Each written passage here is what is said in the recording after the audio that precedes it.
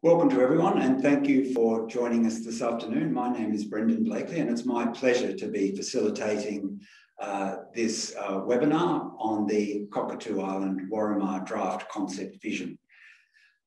This is a webinar, and we do invite people's comments and questions. We have a presentation to get through and then time after that to answer your questions.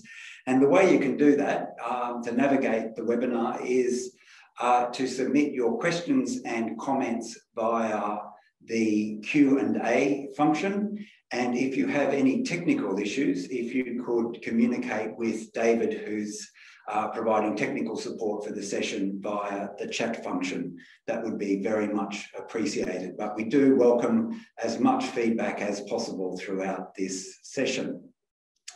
To begin our webinar, I'd really now like to welcome Yatu Widders-Hunt, who is the Connecting with Country Advisor to the Harbour Trust team. And Yatu is going to acknowledge country. Welcome, Yatu. Thanks so much. We'd just like to formally start today's session by acknowledging country and acknowledging the fact that we are meeting on Aboriginal lands. We here are joining you from the lands of the Gadigal people of the Eora Nation, and we'd like to extend that acknowledgement to the traditional owners and the communities on whose lands you may be joining us from today as well.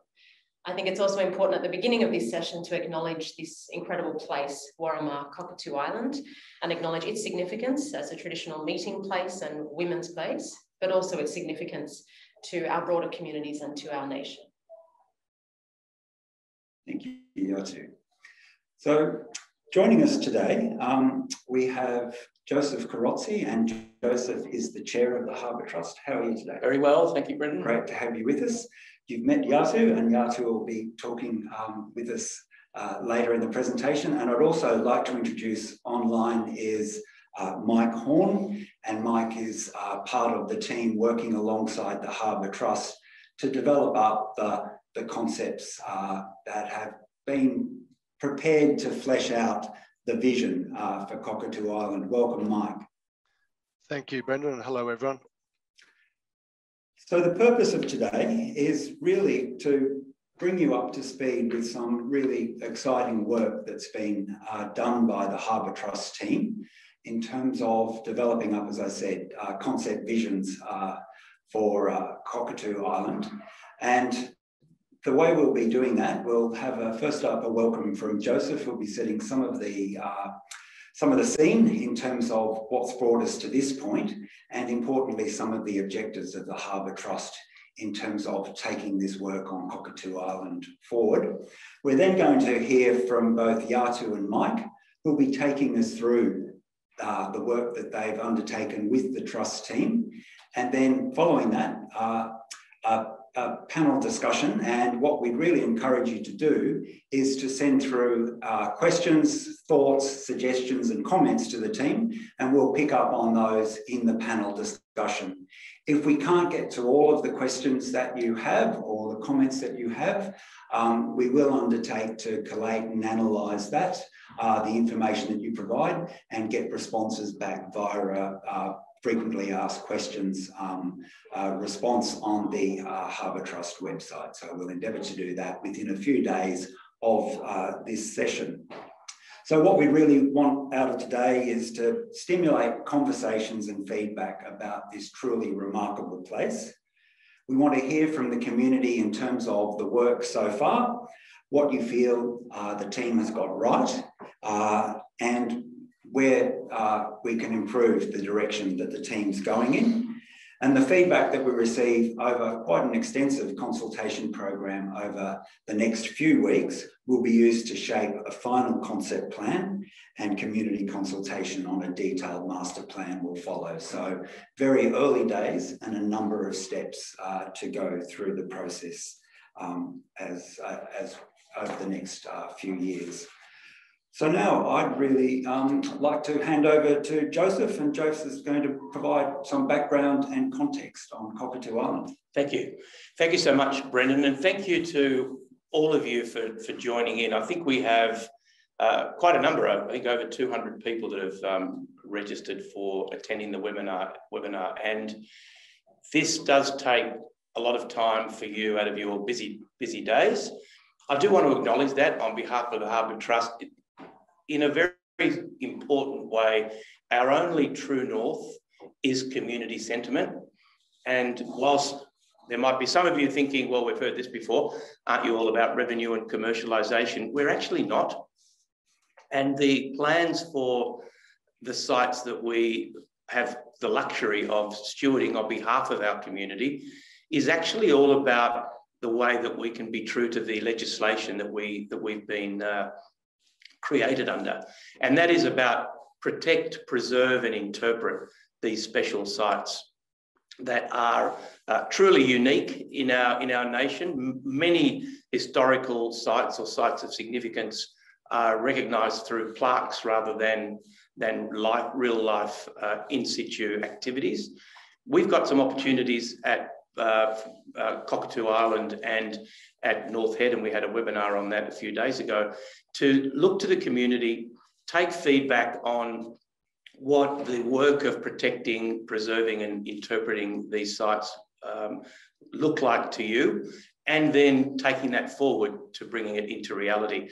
This phase that we're on now, with some fabulous input from Mike and his team and Yatu, is an incredibly rich learning experience for all of us. We have gone to the community from 2019.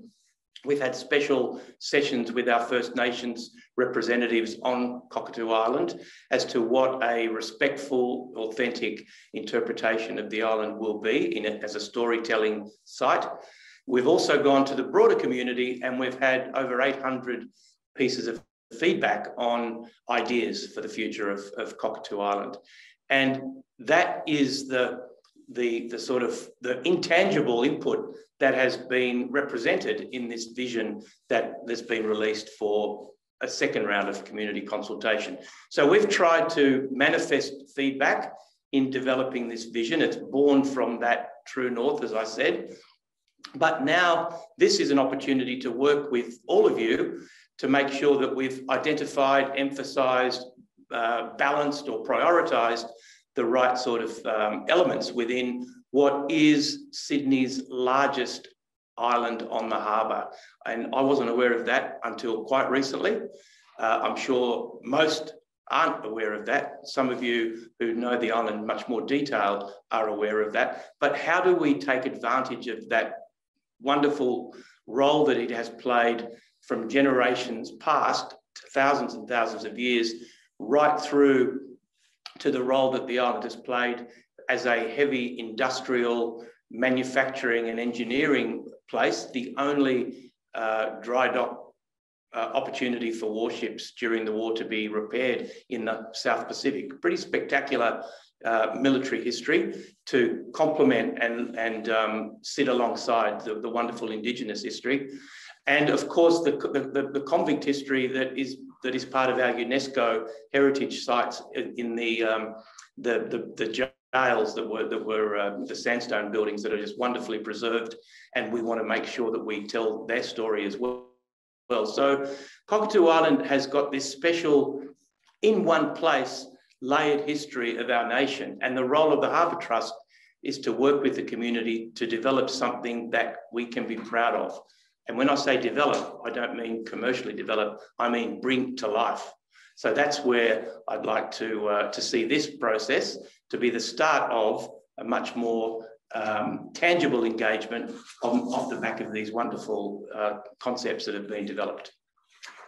Thank you very much, Joseph. And now we might go to Mike just to learn about how these many layers of history that you've referred to on the island have informed the initial design response. Over to you, Mike. Thanks, Brendan. And thanks, Joseph, for the introduction there. It's an amazing place, Cockatoo. We've so much enjoyed finding out and understanding this place, and it is a place of many stories. It began in Europe in a European sense with a convict settlement and jail out there. The convicts built their own jail, effectively hewn it from the island, hewn the sandstone from the island, and for the purposes of building a dry dock as well. And that shipbuilding is just absolutely fundamental to the DNA of this place. It's from the very earliest times through peace and war up until recent times where it's now entered a new phase of being a valued, nationally significant heritage asset with those two key storylines. But the one storyline that when we came to this project that was really missing was the Aboriginal story of the place. This, and we've learned that this place is a common ground for the nations and clans surrounding Sydney Harbour. And it's a special place for women, especially. So how to weave these stories, how can we, and that story of the Indigenous story has been largely obliterated. How can we bring that back and weave that into these other stories in a respectful way for each of those narratives? And how do we do that? We've felt very much this has got to be a grassroots kind of led change where we want to bring people back to the island, want to bring kids back to the island, want to bring families back to the island so that they can learn about all of those stories in a way that is immersive, experiential, and didactic where that needs to happen. We've organised these stories and each one sits on top of each other in every place, really, and how they weave together will be the future challenge. It's making these stories relevant across a series of precincts, and we can talk about those precincts in more detail in a minute. At least we're going to highlight 4 of those key precincts, being the Warramar Arrival Precinct, which is the Eastern Apron, the Creative Precinct, and the dockyards and the top of the island, which is a fundamental key asset where we've got some UNESCO World Heritage elements there which have to be cherished and cared for into the future. So yeah, I think next slide, please.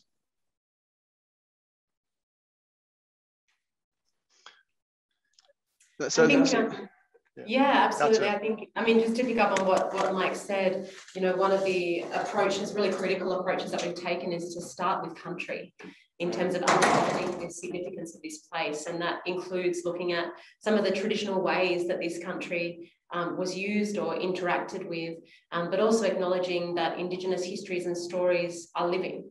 And that I think it was you, Joseph, that talked about the concept of revealing and celebrating that through the various precincts that we are going to run through to bring that history and that story to life.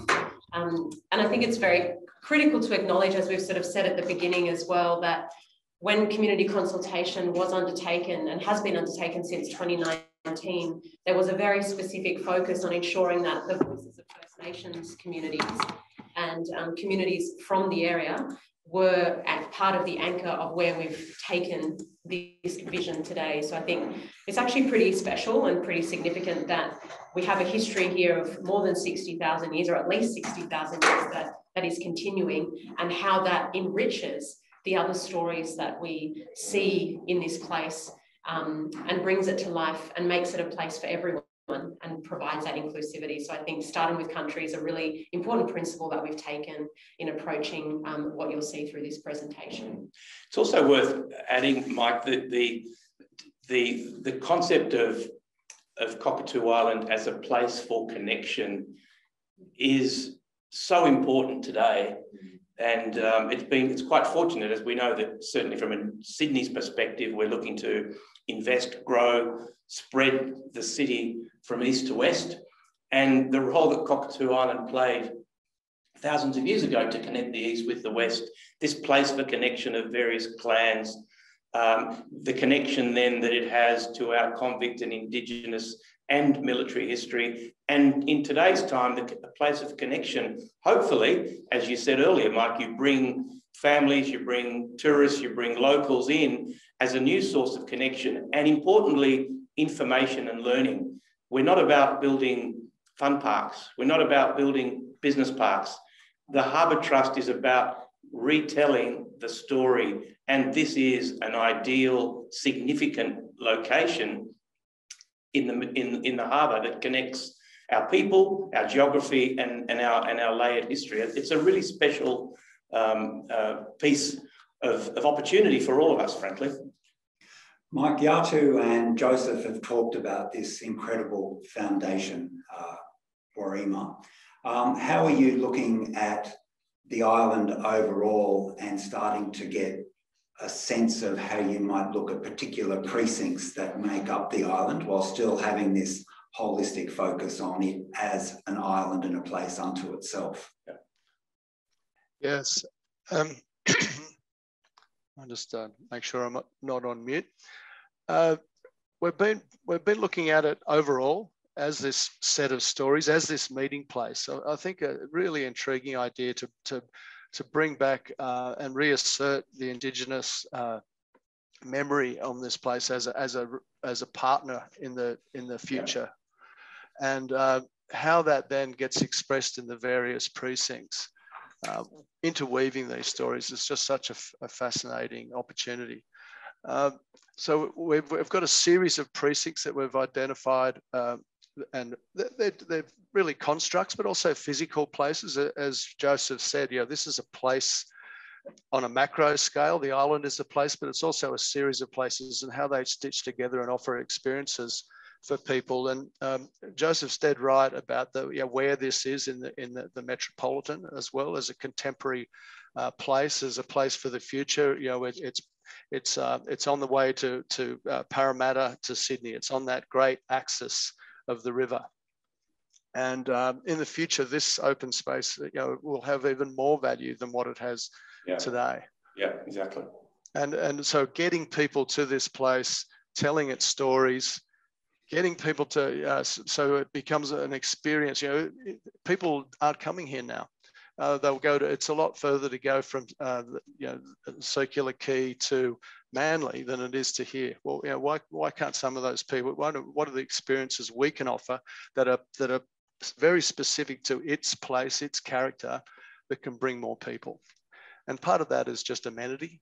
And a lot of the precincts are lacking amenity.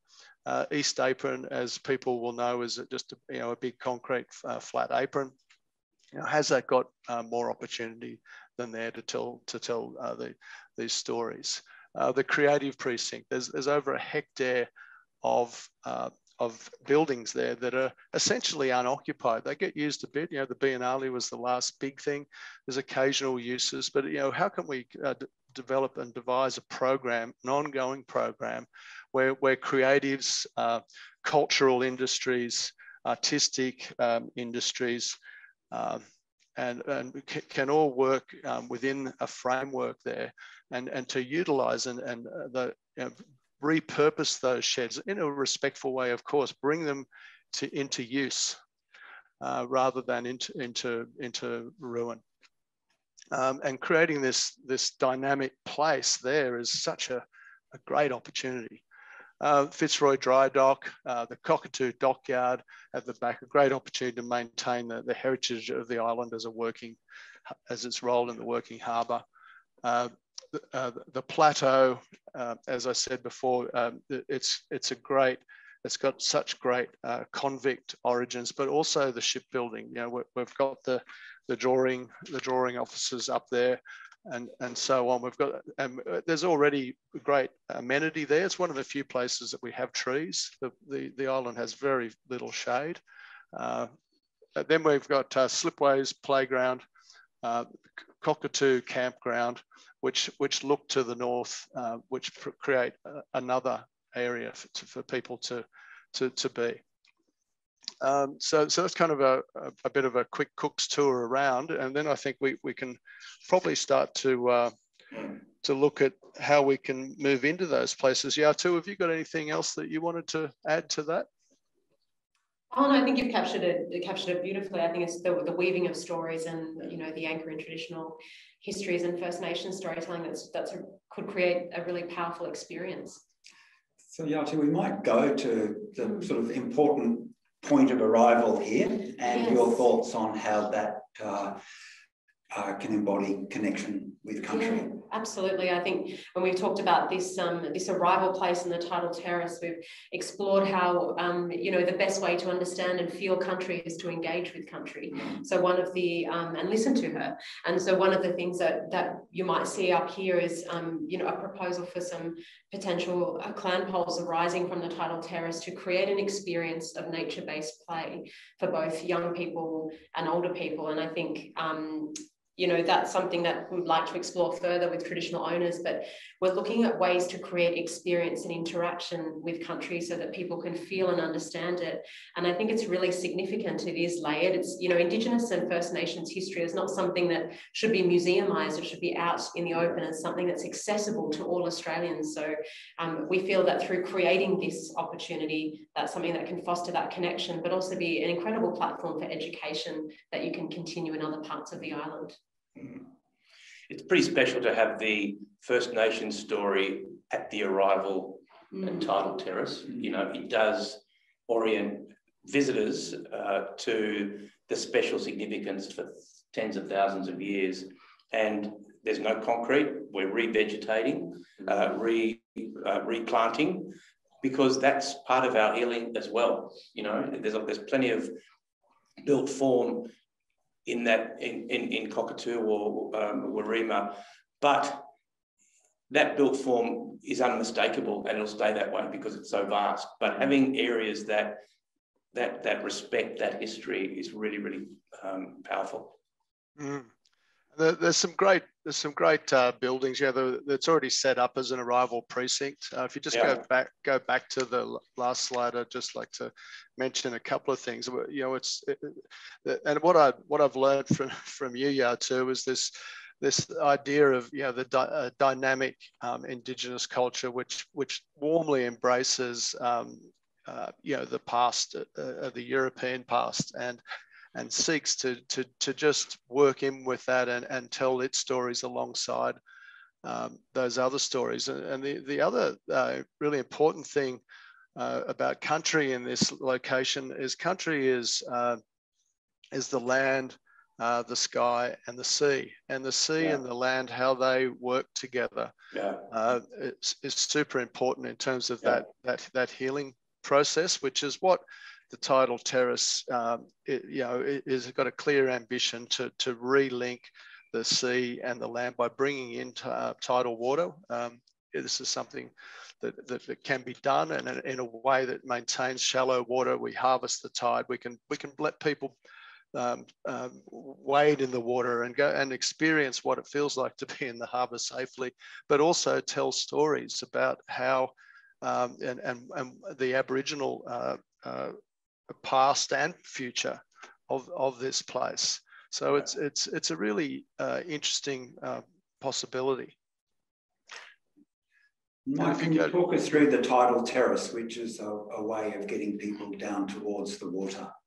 Yeah, so this is a very conceptual image of breaking through the seawall, letting the tide in, and you're letting the tide into only a certain depth. 300 millimeters is the maximum safety depth.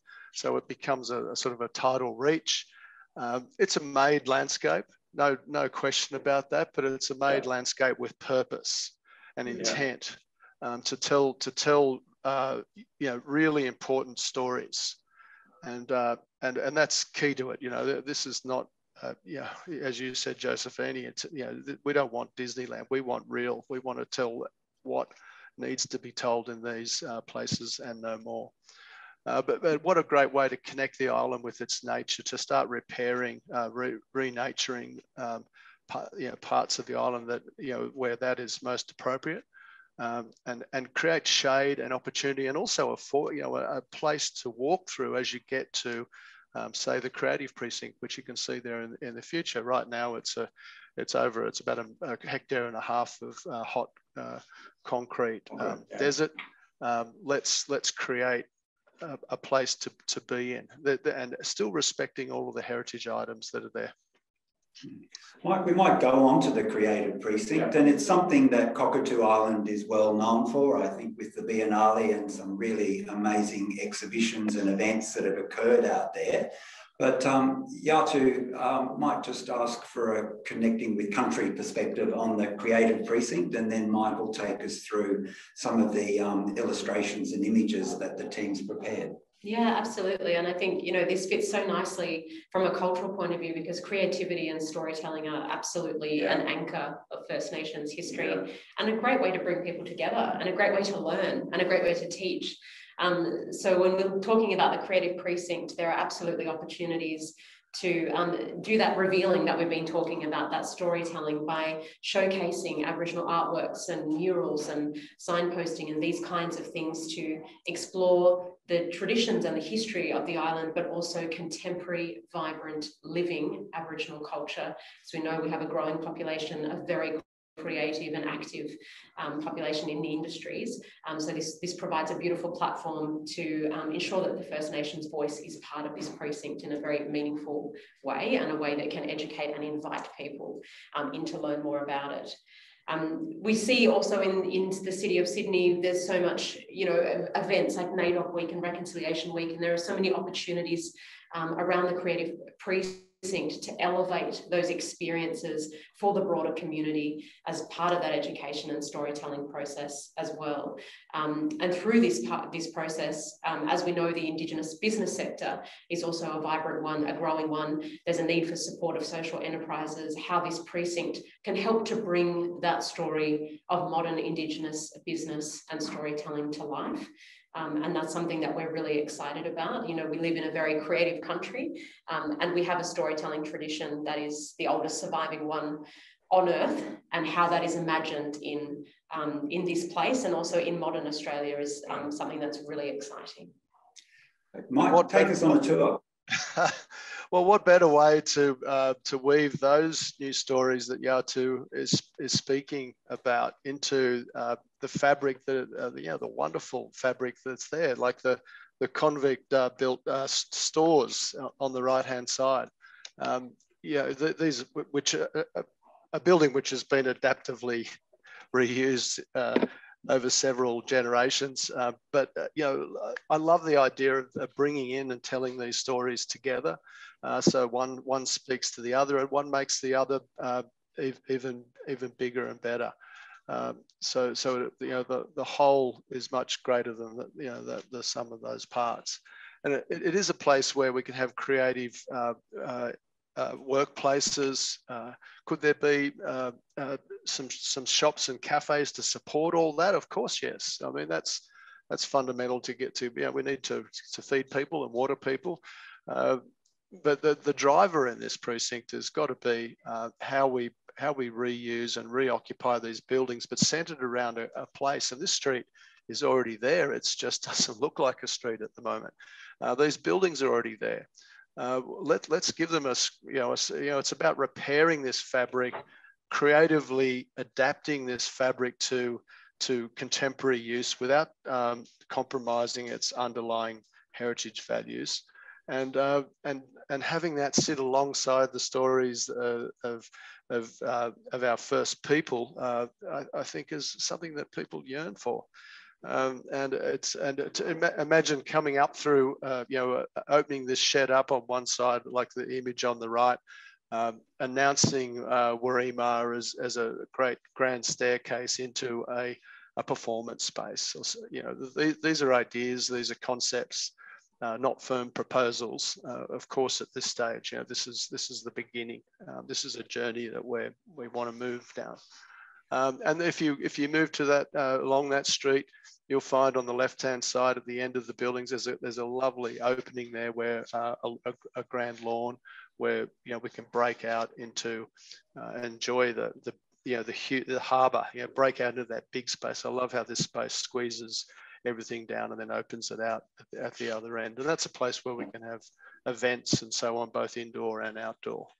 I think we can have events and all these finer grain uses working together as they should. Mike, in your opening, you mentioned the Plateau Precinct as an area that captured your imagination and had some very particularly unique qualities. Do you want to take us through, first up, the convict sandstone part of that, which is critical given its UNESCO listing? Oh, you know, it's just gobsmackingly haunting in its beauty.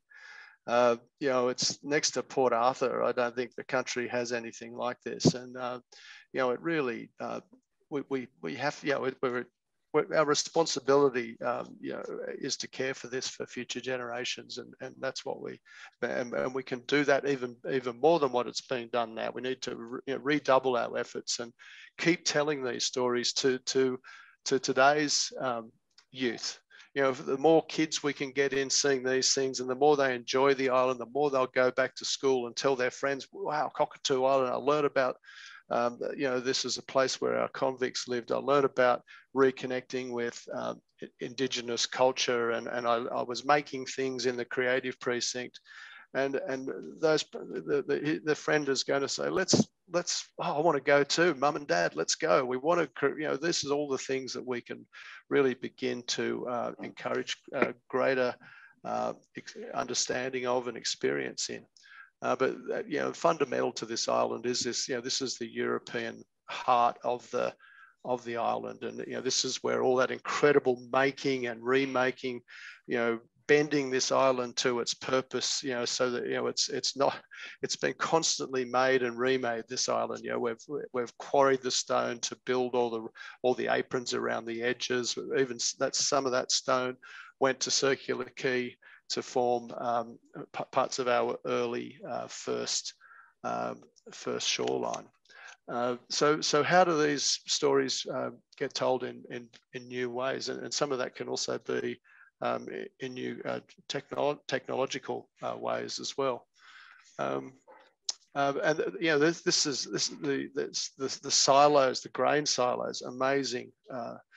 Structures and the stories of how, you know, the hardship and the endurance of the convicts, and you know, that's sort of part of our national DNA, if you will. Mike, we might just ask Yatu to talk a little bit about an idea that the teams had for the eastern part of the plateau, which goes back to the theme of renaturing. Yeah, absolutely. We sort of have been talking about the eastern end of the plateau as a place of rewilding and introducing, or reintroducing, I should say, sort of native grasses and native plants in what we might call an Eora garden. So that for us not only shows care for country, because we're restoring country to its natural way of being and showing care for her and love for her, we're also using that as a way to educate people of what this landscape is and what this place is. So I think, you know, to Mike's point where, you know, we think about the excitement of children asking about what particular grasses mean, or what sort of plant properties might exist there. And that sits alongside the other histories and the stories. So I think it's a beautiful way to renature and bring that part of the island back to life.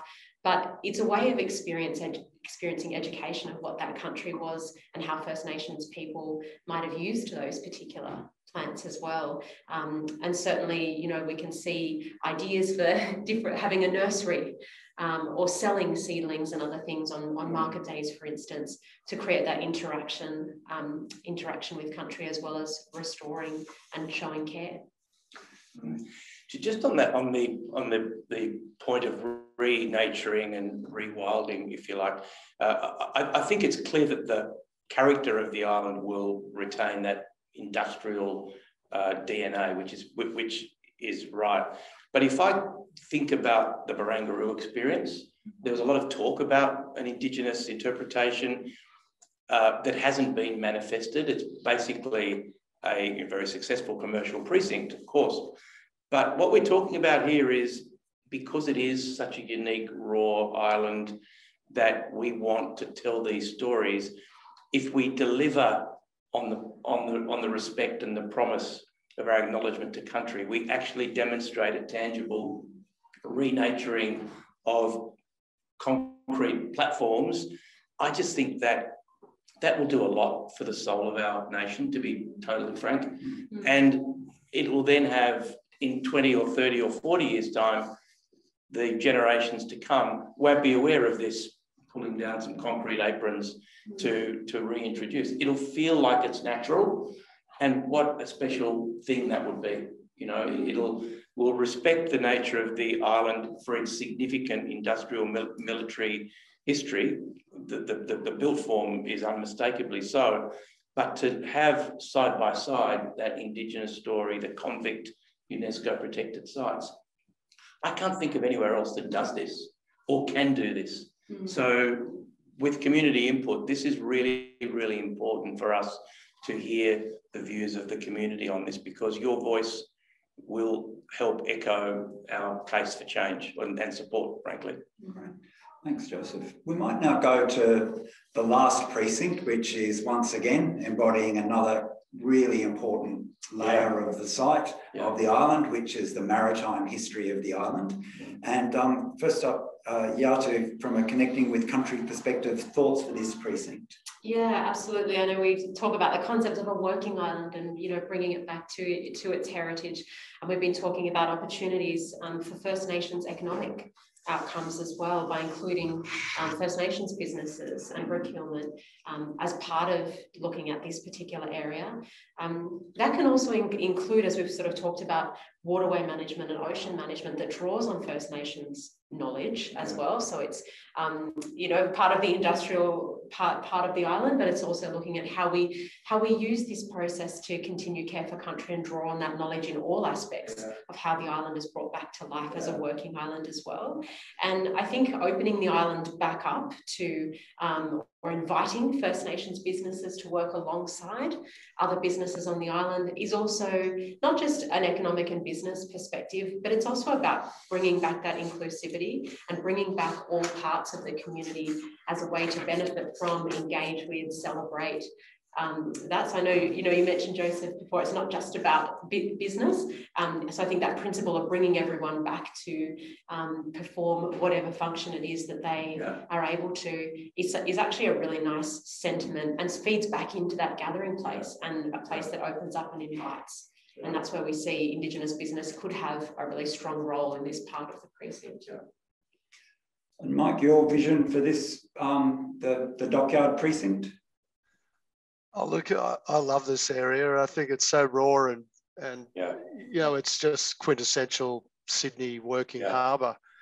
And look, I think it's got great opportunities, you know, along the lines of what Yatu was saying, and getting green in the way that we manage our port, our harbour, working harbour is also important for the future. But fundamentally, it's just all there. It just needs to be nurtured and promoted, and we'll get energy. It's one of those things that gives you the daily life of the place, and it's fundamental.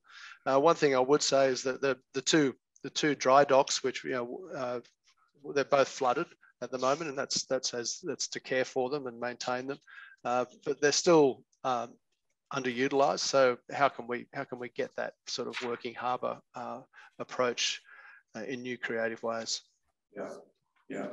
And there are tenants at the moment who use the dockyard for maritime and you know, ship repairs and similar uses. So it is something that exists, and there's a lot more demand for that area of activity and vibrancy as well. Fantastic. Well, look, thank you very much for that whistle-stop tour. And we do encourage people to view the whole document, because this is only a few of the precincts, and there is a lot more detail within the vision document itself. So we do encourage you to go on the website and look at that and let us know what you think. Let us know what you like, let us know what you don't like. But now it's over to some of the questions that people had sent through, and I'm going to encourage our panellists to provide full answers, but also concise answers there as well.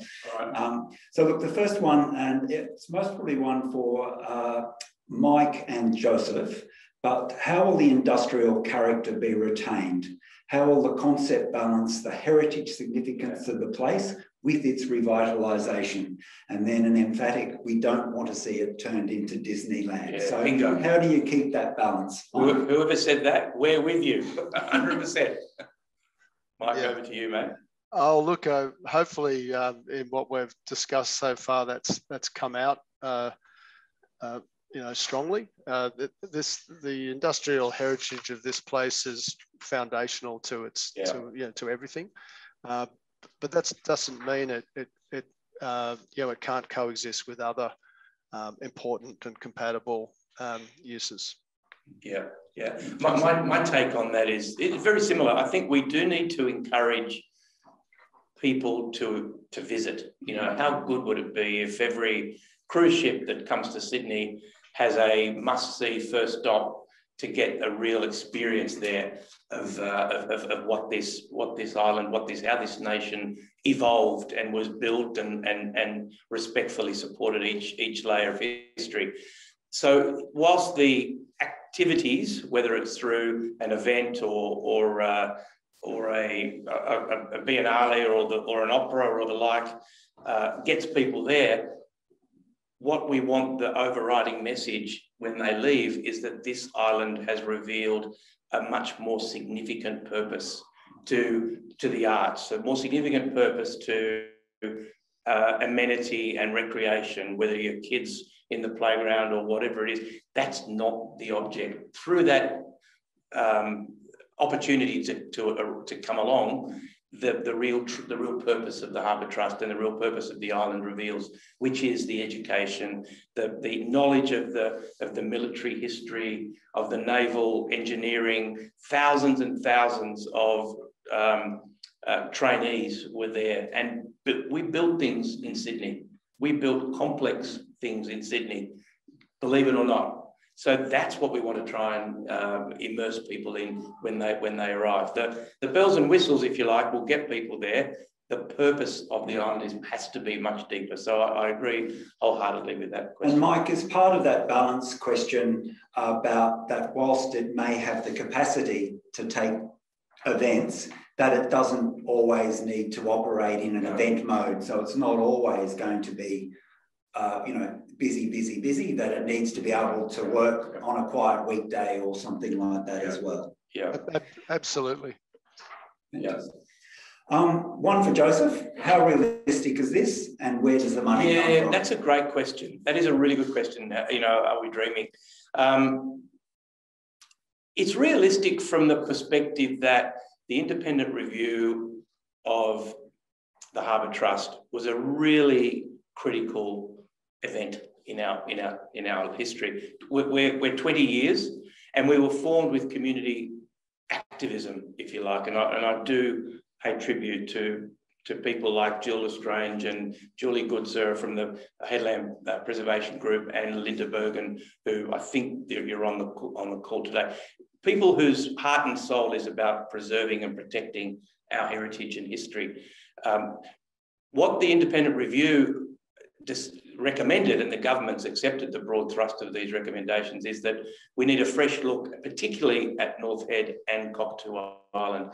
And they've been left to the last of our sites to be interpreted because they're complex for different reasons. This is really complex. It's complex in accessibility, so we'll need the state government to be on board with us. It's complex in the precincts that we've come up with to tell that layered history. And it's complex because it will cost a lot of money to put together. So the funding element is not something that we're going to be constrained by today. What is the dream and ambition we have with community input? There is a parallel step that's going on about if this is the community sentiment, is it affordable, over what time frame, and with whose money? And there you'll find a partnership that we're looking to develop between federal government as the storyteller of our nation's history, the state government, who could play a very important role to activate the creative, the arts, the events, the biennale, the vivid, that sort of tourism and destination attraction, which will benefit the state more than perhaps the federal government. So there's an important role for the state as well. And there's an important role for corporate and private philanthropy as well. If this island story is such a unique one to tell, and there are so few places that can do it, I think we can challenge our corporate and community sector, who contribute to the economic vibrancy of our community, to also contribute to the historic and social and soul of our community as well. We haven't done that yet, but we need to demonstrate the dream such as this with the community input to then go to the broader public philanthropy. And from those sources, we'll be able to develop a business case for funding. We've had quite a few comments come in around people excited by the idea of the point of arrival and the tidal terrace. One for Yatu, most probably, but is this a place where you'd envisage there'd be room for contemporary ceremony to take place? Yeah, absolutely. And I think that's, you know, the beautiful thing about taking a connecting with country approach is that we're looking at the richness of Aboriginal storytelling and history throughout time. So it's not something that just happened in the past. It's something that's a really essential part of our identity as a country and our identity as a city. So I think, you know, as we've talked through the precincts and we've talked about looking at Aboriginal artwork or First Nations artwork, First Nations business communities, these sort of emerging and, you know, really, really essential and important communities, because I think what we sometimes forget is that this culture is continuing. It never stopped. And what it looks like today is very diverse. We're not one homogenous community. And to create space and place for many Aboriginal voices, and indeed many voices in general, is something that's really beautiful about this island. So definitely, I think contemporary experience is also something that can be shared as part of the story with all Australians. And I think that this arrival and the Tidal Terrace is a great opportunity through play, through nature, through, you know, namings and all these kinds of things of how we can bring that to life for people and, you know, create that thread. Yes. So a quick question there about the tidal terrace that's come in is, before it was concreted, would it have been tidal pools and rock pools? Mike? It's hard. Look, we can only use our imagination. There's little evidence of, you know, and our experience in how, in the typology of how Sydney islands emerge. Yes, there would have been that kind of thing for sure. But I also, you know, it is a modified environment. You know, the apron is a long way out from the original shoreline. Yeah, so, that's right. But breaching that edge and bringing back the water, albeit in a, you know, we're remaking it a bit of nature. It's made nature, but also breaching that and relinking the two, I think, is a, you know, important part of the kind of underlying story. Mm-hmm.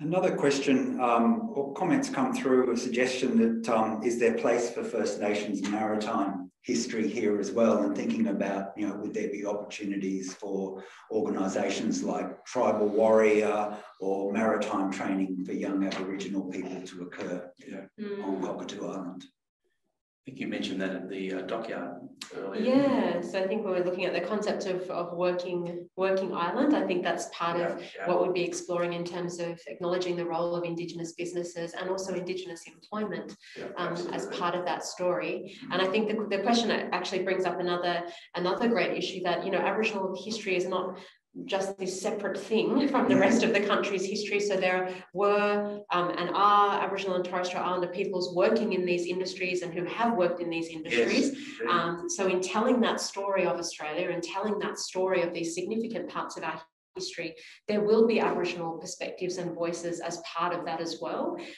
So I think that's really important to acknowledge, and we're absolutely committed to exploring that as part of the process. But additionally, definitely we're aware of Indigenous businesses and hoping to make it an inclusive place for those businesses to be welcome to the island. Great. We've got another question come in, and it's on a precinct that wasn't spoken about in this presentation, but it's the Fitzroy Dock is the only precinct that was not covered in the presentation. Could you please describe short-term accommodation, and will this be a hotel adjacent to Fitzroy Dock? Mm-hmm. So the Fitzroy Dock area that's in the materials, the use of that is more around conference facilities, this concept of education and bringing people in to learn, to create, to, you know, in the broader creative precinct, the Fitzroy Dock is an extension of that. Now, there is accommodation on the island today. People stay there regularly. Some, you know, in a raw state in the glamping, and others in some of the housing that's on the island, and it's quite well used, which is great.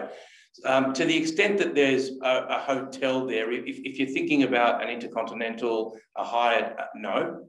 If you're thinking about a place that is sympathetic within the building, but sympathetic to what's there, and you could have conferences, you could have, you know, kids staying overnight, you know, not 5-star, but it's more around the educational experience.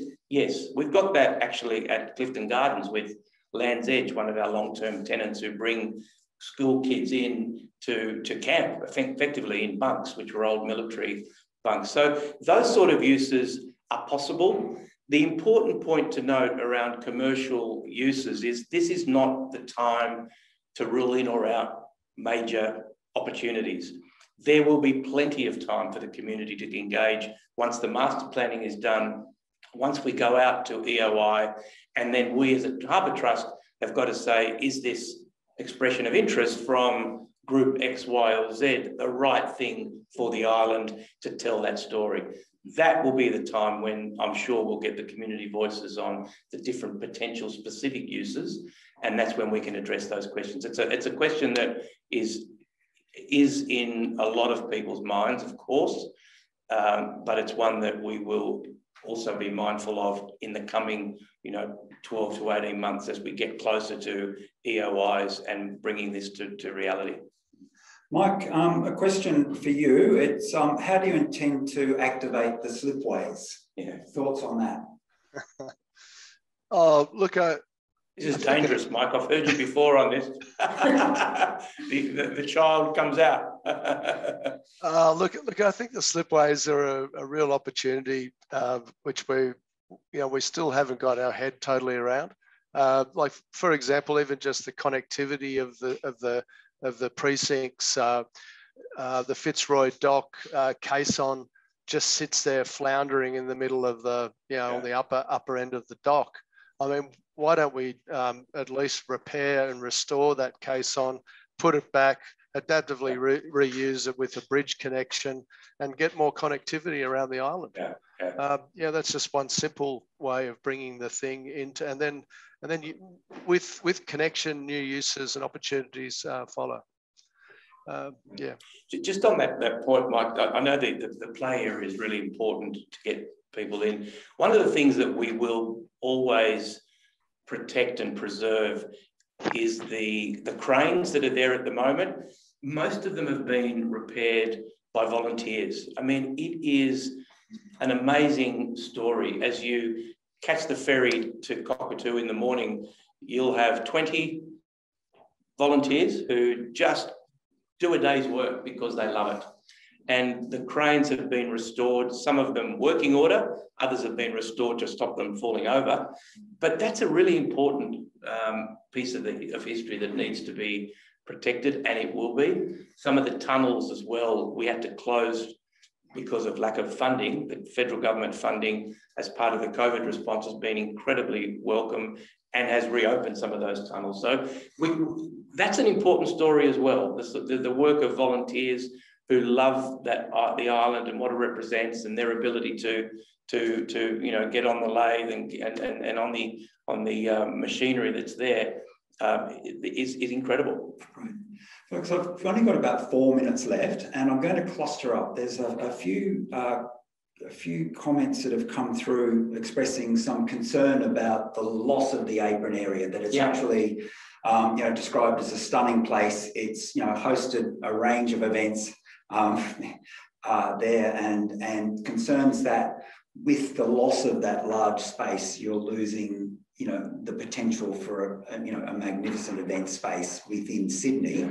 And just maybe if you could elaborate a little bit more on that, and are there any other locations where you see those events occurring?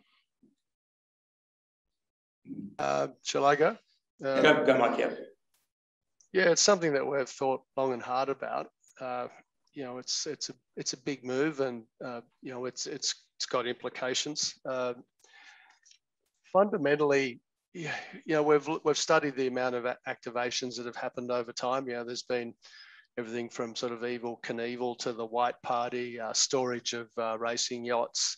They're fairly you know, there's no consistent program, and probably, you know, never will. There are more sort of opportunities which come along, balanced against what about creating a place that has that just has a hum of daily use and occupation that has got a transformational objective to it.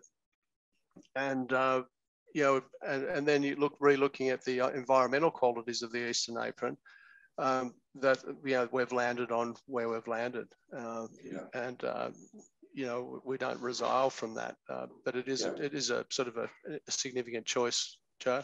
It is. To encourage people's feedback on that significant choice, very much so, and the reasons behind your thinking. Indeed, we saw that as part of that arrival terrace. That, you know, when people arrive in the island, the Indigenous story is the right time and place and location to tell that story. There is so much space. The ongoing use of the space on the island is in the buildings themselves. You know, there's 5,000 square metres of buildings which could have fantastic performances, exhibitions and the like, that frankly Sydney doesn't have that space. There've been movies filmed inside those sheds. I mean, that use will be there. As I say, that'll be an unmistakable DNA of the island. Just to return the arrival terrace and revegetate that to tell the authentic layered story, we think we needed to do that. But as you mentioned, Brendan, but also we've said from the start, feedback is welcome. I mean, my Italian background doesn't like destroying concrete. We normally love pouring it, not ripping it out. But this is so special to reveal that authentic history through the generations.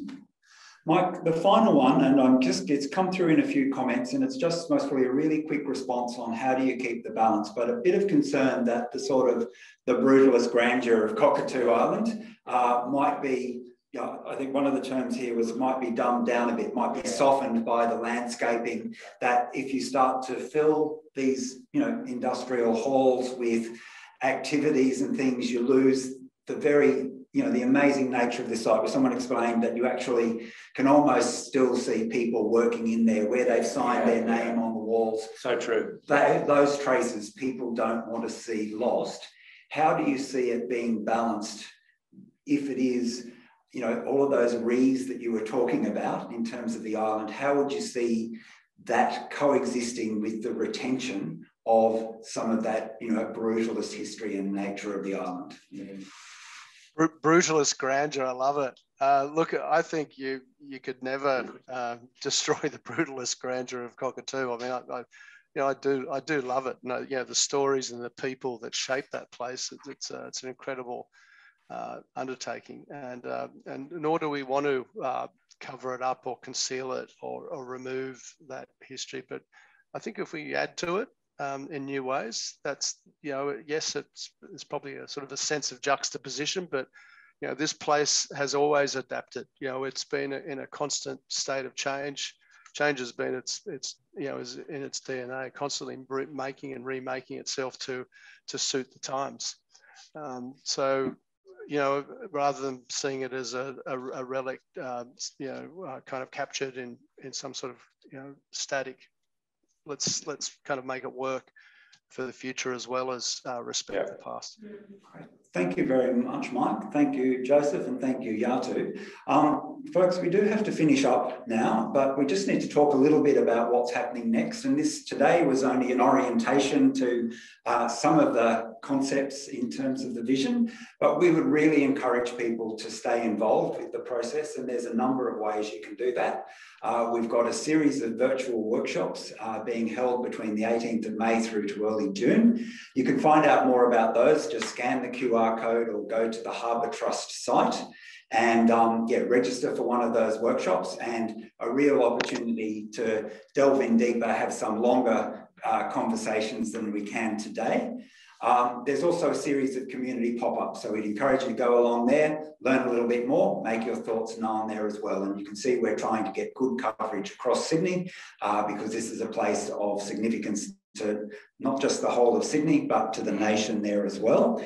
For those people, there are so many questions that came through and never enough time. We will endeavour to reply to those questions and issue a frequently asked questions guide deriving from that feedback. So we'll get that done over the next 5 days or so and get it up on the website, because there's some great questions there and some great suggestions.